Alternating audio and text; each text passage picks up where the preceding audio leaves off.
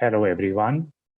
This is a recorded session on NCA's classes, that is NCA exam test prep by LawSikho. This is fundamentally a class on approaching the IRAC rule or IRAC method for preparing for the exams. Uh, I will just be sharing my screen and beginning with this session. This is, of course, a recorded session. And if you do have any issues or if you do have any follow-up questions, you may very well write to us for the same. Please note that NCA is a separate body and LawSikho is not affiliated to either the NCA or any law society of Canada. Please note that these lectures do not constitute any legal advice or solicitations under the laws of India or under the laws of Canada. LawSikho's course is a way to help you prepare for your self-study journeys for the NC. And therefore, we wish you the very best. Please hold as I share my screen.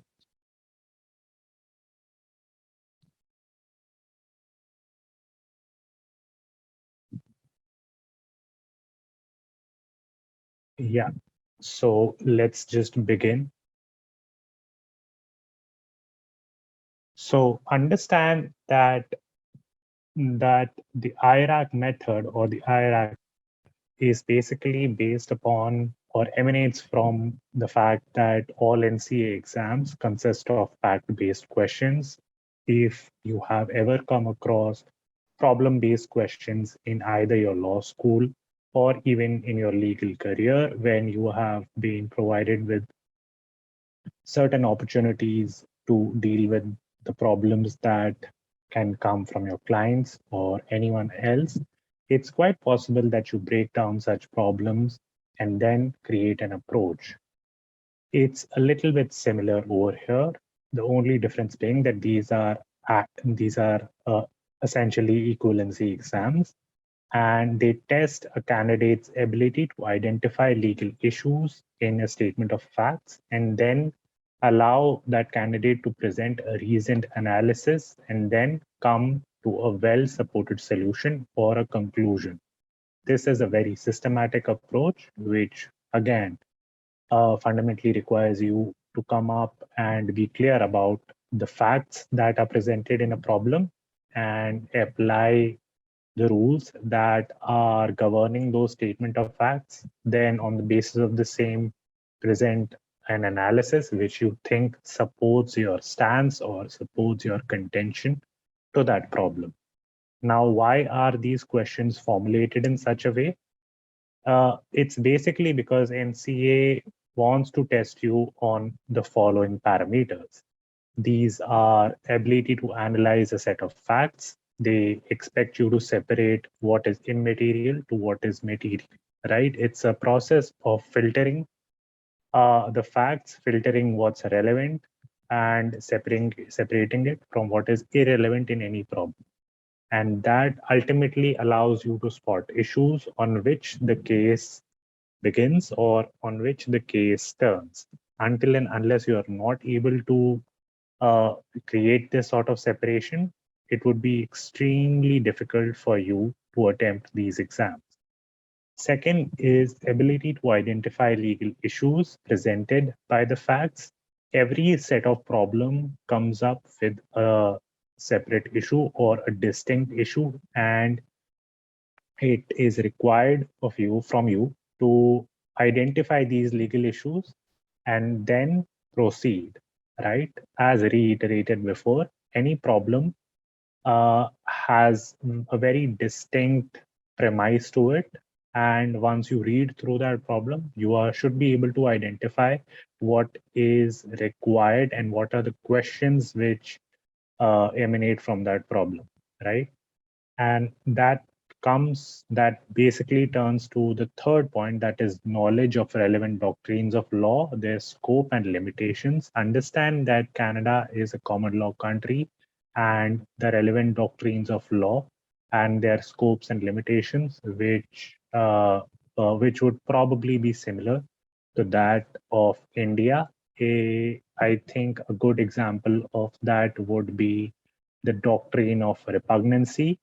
Even though the doctrine of repugnancy in the Indian context requires or suggests that any central law will be paramount or will circumvent any state law, which creates this theoretical underpinning that central laws will always be, superior to the state laws.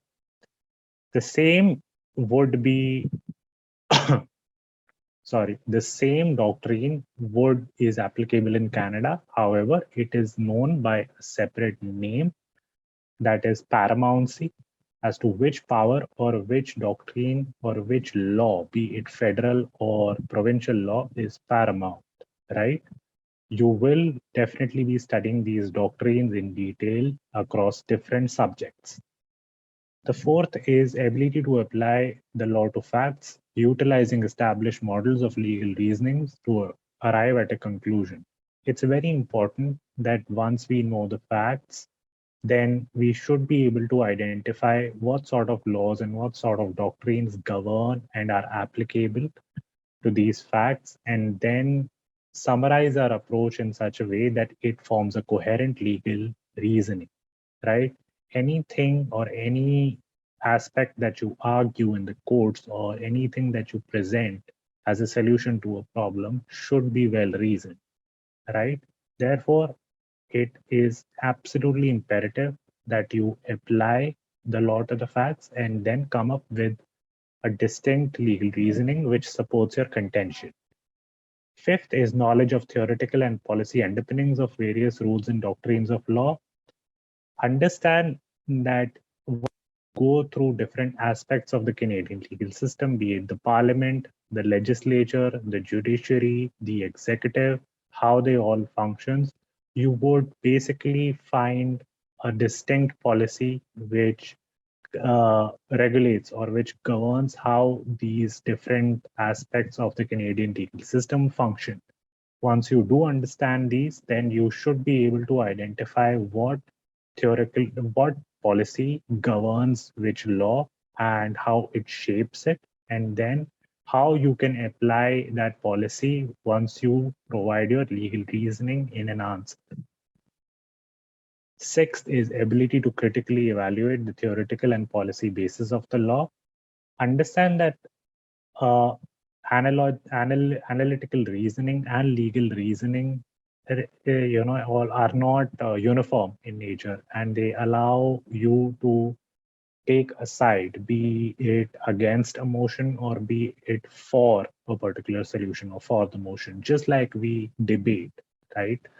You might have seen in your early careers that if you ever participated in a debate, you can be critical of the motion or be supportive of the motion, but you should always be able to break it down and then evaluate the motion or evaluate the problem in front of you.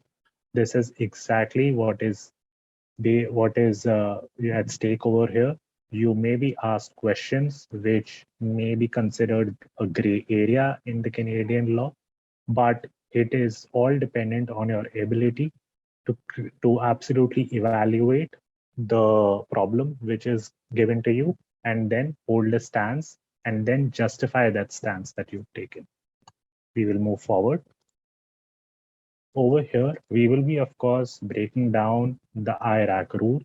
I states issues and stands for issues, that is identification and separation of the legal issues. As mentioned before, if you've given a problem, if you are not able to identify what is relevant and what is irrelevant, then it would of course be very difficult to identify what are the legal issues which are to be addressed in a problem.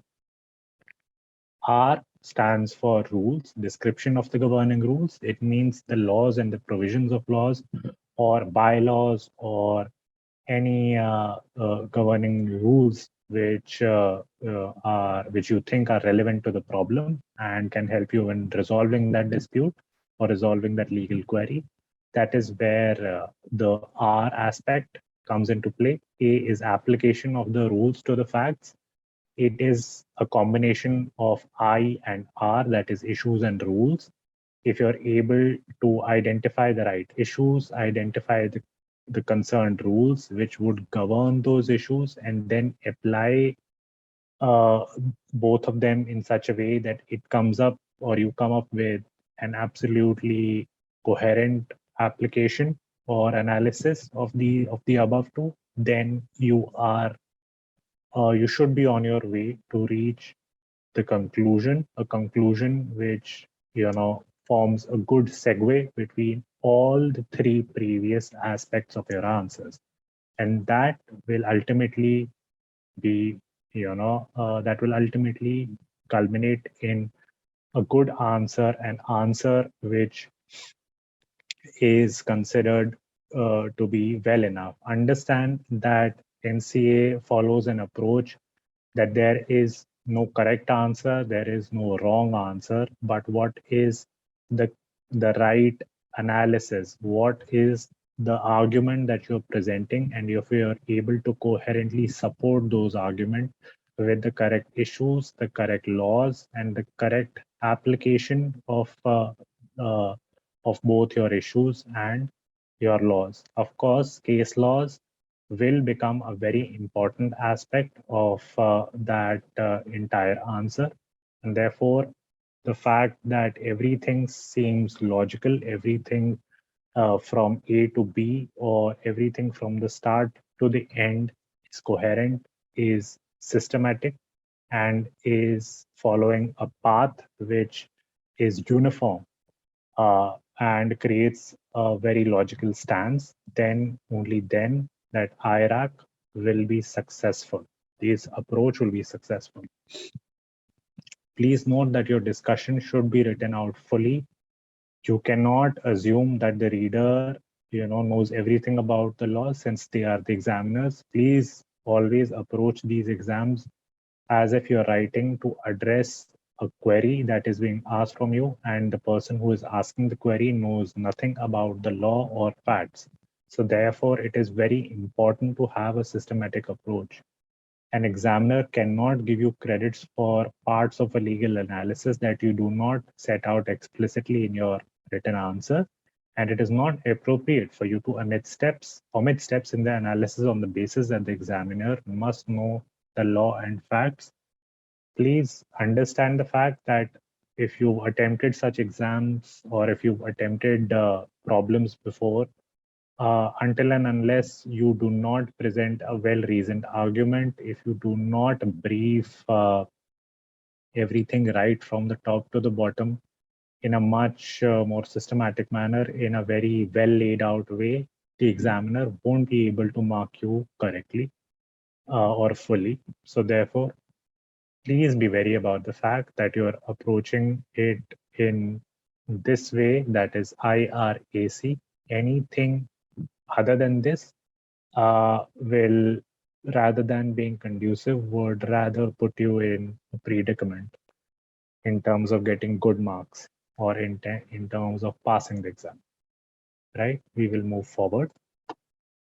The first aspect that we will be dealing here is the issue, right? Now, as stated again, I'll state this again, read the problem carefully and highlight the questions which emanate from the same and require a solution. Until and unless you read the problem at least twice, please make sure that once you do get the paper, read the problem very carefully and highlight issues, write in the paper or write them down somewhere which allows you to demarcate or bifurcate what is relevant from that what is irrelevant. For that, to make things easier for you, we have taken a problem which is currently available on the official website of NCA and have tweaked it in such a way that allows you to make or understand things in a much better manner. This problem that we are currently dealing with, or we will be stating, will become an important aspect of this class, and we will follow this problem in order to lay down how to approach these exams through an IRAC rule. So let's just go through this problem. Consider the trespass tort of false imprisonment. Understand that false imprisonment is considered to be a tort before it is a crime. Something like this may be very well similar to the crime of wrongful confinement in the Indian Penal Code, but understand that you do not have to confuse the two. This is a separate scenario, and do not take this or do not approach any such problems with the view that it may be similar to any Indian law or the solution may be similar to Indian law, right? Consider the trespass tort of false imprisonment if Seth Calvin, a first-year law student at National Canadian University, attempts to leave the library without signing out a book, and John Rex, the librarian, after several attempts at talking to Seth, engages internal and external door locks, trapping Seth inside a small entry chamber for a few minutes. Would Seth's suit against John for false imprisonment be successful? Right now, if you would see, this is a problem which can be broken down into not just one but several issues for the fact that or considering the fact that we are still new to the course, we will try and create a roadmap where a larger issue can be broken down into smaller issues. Now, understand that whenever a larger issue breaks down into sub-issues or elements, then it's very important that a roadmap sentence allows you to intend to address the various issues. Such a sentence allows the examiner to see that you have understood the problem and you are able to highlight the issues, and then you will be systematically dealing with those issues. That allows the examiner to create a mindset that first things first, you have read the problem carefully, and then you're creating a very coherent manner or a very bifurcated manner or a detailed approach to addressing the problem given in front of you, and that allows the examiner to at least mark you step by step, and that is where you get the marks for the issue aspect or highlighting the issues from the problem, right? So therefore, you should ideally begin the answer to this problem by stating that to resolve this question, two issues must be addressed. That is whether a false imprisonment has occurred and whether any defenses apply to excuse any such false imprisonment. I think this is a very logical way to approach this.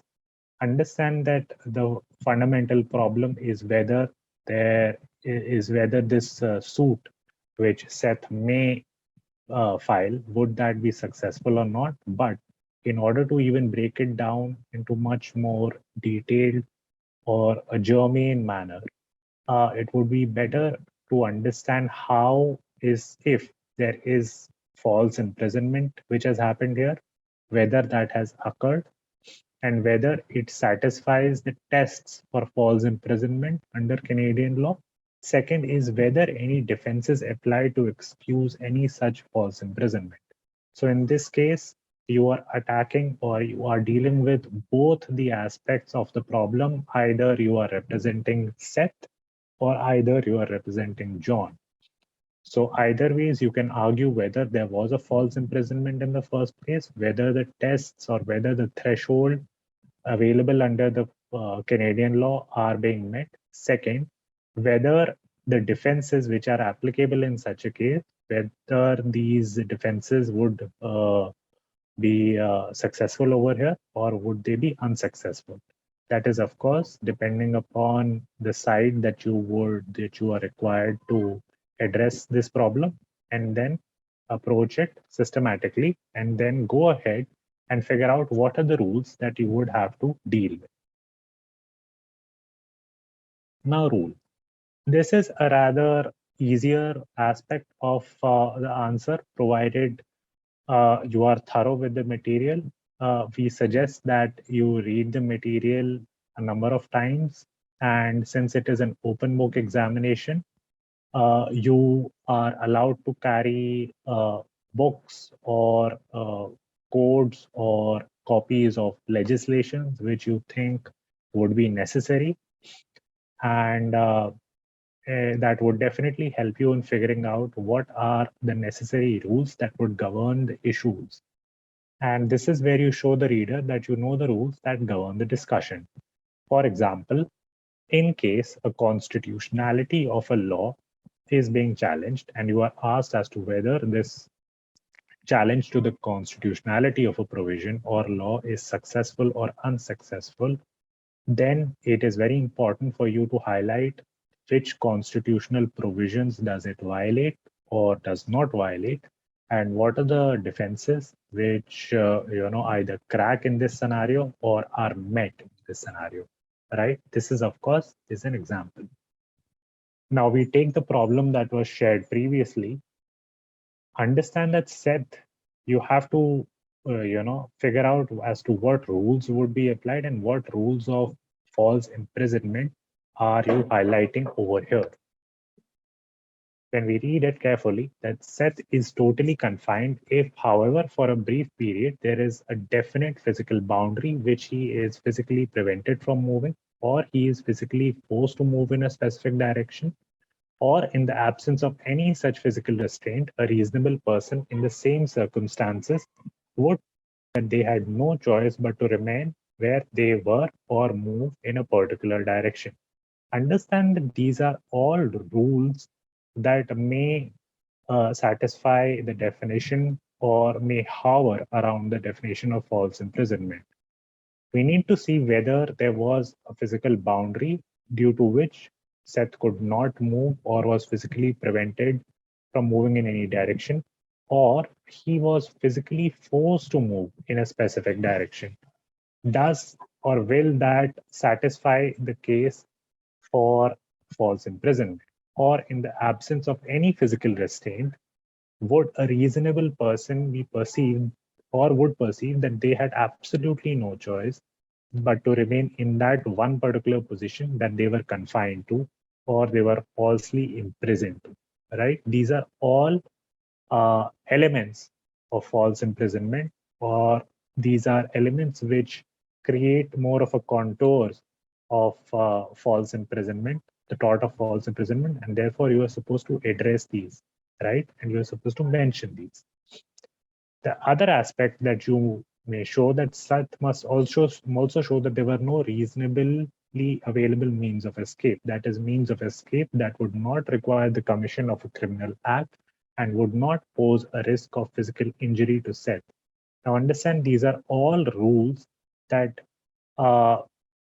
create more of a boundary around the definition of false imprisonment. And once these rules are combined with the available facts, then and only then will you be able to move on to the other aspect and perhaps the more important aspect of writing an IRAC answer, that is application. But before that, please understand that mentioning what is the correct rule, and even before that, demarcating or identifying what are the correct issues that you would like to answer and how would these rules be relevant to these issues, that would basically form the premise of your application or analysis of the answer. Now, if we have a look at the main aspect of your answer, that would be the application or analysis. Now understand that these should be full, complete, and express comparison of the facts to the legal standards or elements identified in the rule part of the analysis. As mentioned before, you cannot skip any aspects. That means you have to be very, I wouldn't say lengthy, but you have to be very coherent, substantiate every point that you feel is relevant, substantiate any issue that you feel is relevant by combining the correct rules, in your opinion, which allow you to justify your stance or justify your position. Now, by express comparison, we mean that you state the specific facts that support or undermine the satisfaction of each legal element and explain why they support or undermine the satisfaction of each legal element. By each legal element, meaning that every rule or every issue that you mentioned would somehow be linked to the ultimate analysis. Understand that this is a combination.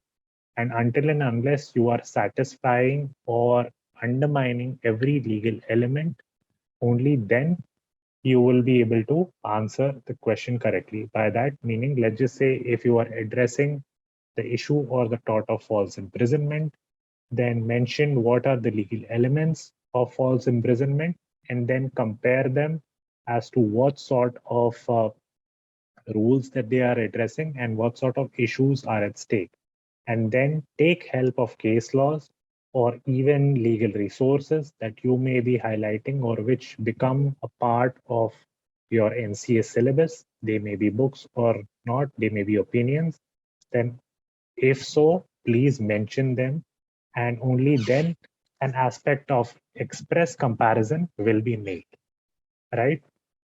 Now we come to the third aspect, that is, if during your legal education you have received a comment on your work that your answers presented in insufficient analysis, this factor is likely what you did not perform well enough.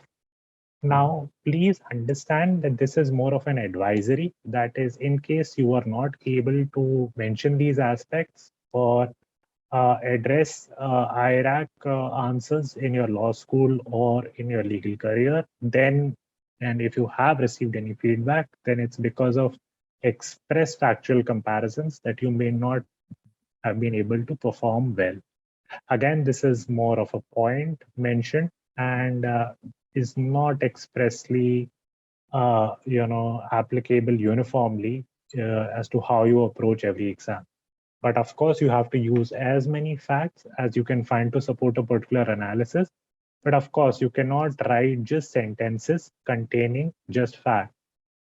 Understand that you cannot write just simple answer. That is, for example, Seth Calvin is a student of the Canadian National University who was falsely imprisoned. The next, if you're writing the next sentence as John was a librarian who, without any authority or without any reasonable defense or without any reasonable queries, failed to allow Seth Calvin to leave or did not act within the ambit of his or her powers. That means that you are not ultimately going ahead and providing with a coherent answer, right? Fourth is what, how, or how can you particularly use these facts? Again, you have to tell them as to how are these facts and these rules that you are ultimately comparing, how are they relevant? Please do not skip any of the sub-issues or legal tests as being too trivial to mention. If you do, examiners may conclude that you missed the issue. If you think that you have something in mind in terms of what may be relevant, then please do not skip that. Do not think that the examiners would know the problem or would be able to deduce the problem just by implicit just by implicit opinions or just due to a hunch. Do not go that way. If you are able to substantiate every sub issue, then that would definitely help you.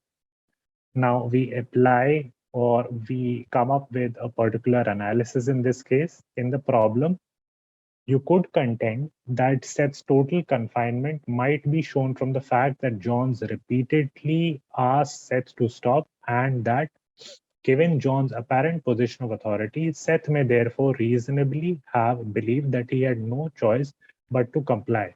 You could then go on to say that even if the facts do not clearly show that Seth was psychologically confined in this way, he was nevertheless totally surrounded by a physically by a complete physical barrier when he was caught between the locked doors, which would amount to complete confinement in any event.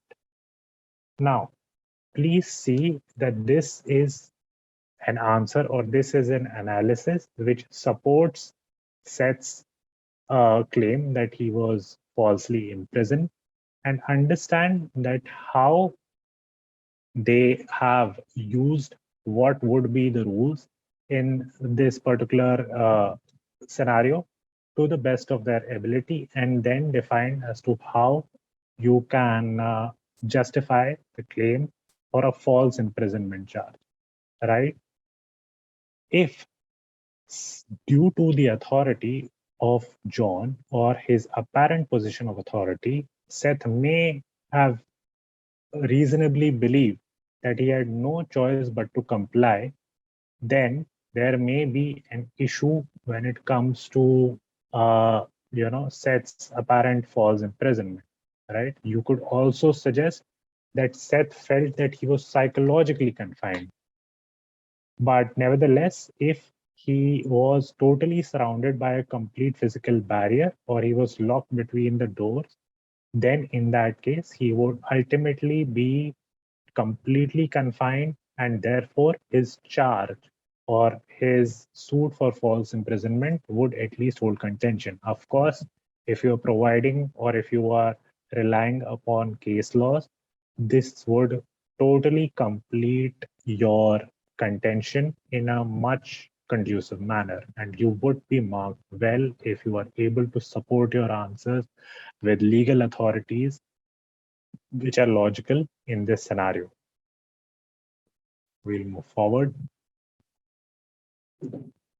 Now, conclusion is basically a short sentence, but I would suggest that you make it at least a 4 to 5 line small paragraph where you do not have to particularly summarize the reasons that you gave in the application or the analysis part of your answer, but you have to provide a brief statement of the position that you are ultimately taking, right? That totally concludes as to what sort of stance that you have taken. If you have any problem and you have to take a stand, be it in the courts or be it in a moot problem or be it in a debate, this is where the final buck stops, or this is where the last aspect of your answer ends. Your earlier roadmap sentence should have told the reader the number of such analysis or the conclusion that you may be reaching towards. The roadmap that you would have presented in the issue part of your answer, that should ultimately lead the reader to this aspect, right?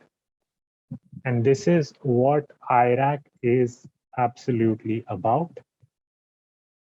I think that is all it is in this scenario. Now, I would just suggest that if you do have any issues in terms of dealing with IRAC, or if you do have any questions, you may kindly write to your course anchor, or you may write to the concerned expert, and we should be able to get back to you in time. We thank you so much, and we hope to see you next week. Thank you.